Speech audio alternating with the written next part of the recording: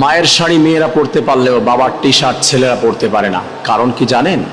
বাবার আলমিরা ভর্তি টি শার্ট থাকে না।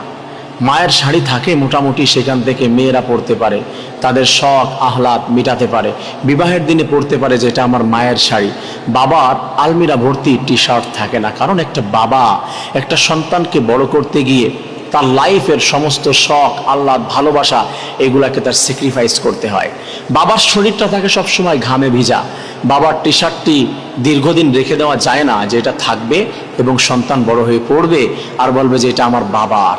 এটা হয় না। কারণ একটা বাবা একটা সন্তানকে বড় করতে গিয়ে, সন্তানের ভবিষ্যতের দিকে তাকাতে গিয়ে, পরিবারের চাপ মেনটেন করতে গিয়ে, পরিবারের দিকে তাকাতে গিয়ে তার সব কিছু শেষ করে দেয়। এটাই হচ্ছে একটা বাবা। একটা বাবার মূল্য জীবনে কোনোদিন সন্তান শোধ করতে পারবে না। সমস্ত চাওয়ার জায়গা, সমস্ত আবদারের জায়গা, পাওয়ার জায়গাটি হচ্ছে বাবা। যদিও মায়ের প্রায়োরিটি আল্লাহ তাআলা তার হাবিবের মাধ্যমে 3 বার দিয়েছেন, বলেছেন, তারপরে 4th লেভেলে বলেছেন বাবার কথা। কিন্তু বাবার মূল্য কিন্তু কম নয় মায়ের থেকে। কোনো অংশে কিছু কিছু ক্ষেত্রে মায়ের থেকে আরো বেশি বলা যায়।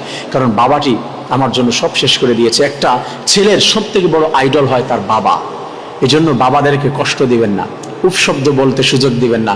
ফালা তাকুল্লাহুমা উফ, তারা যেন না বলে যে উফ কি কথা বললা, বা কোনো কার্যক্রমে তারা এটা না বলে। প্রিয় ভাই ও বোনেরা, এটা খেয়াল রাখতে হবে।